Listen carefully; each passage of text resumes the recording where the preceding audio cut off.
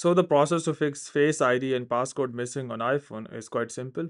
Simply open up the settings, and once you're here, if I go down below, I cannot see the Face ID and the passcode. So if I want to change it is not possible now. To fix this, you need to go to screen time. So here you can see screen time. Tap on screen time. Inside here, go down about, and here under the restrictions, you can see content and privacy restrictions. Manage content, app and settings. Tap on this. Once you're inside here, go down, and here you can see passcode and Face ID. So tap on this. For now, it is don't allow. Make sure it is allow. Now enter the passcode.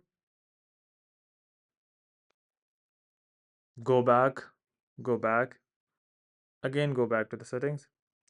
And once you are inside the settings, if you close this and open it again, go down, you should be able to see the Face ID and passcode. So here it is.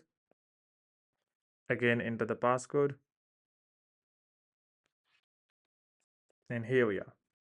So hope by doing so, you'll be able to fix the Face ID and the passcode missing in settings in iPhone. But before you go, please like, subscribe, and share. Thank you.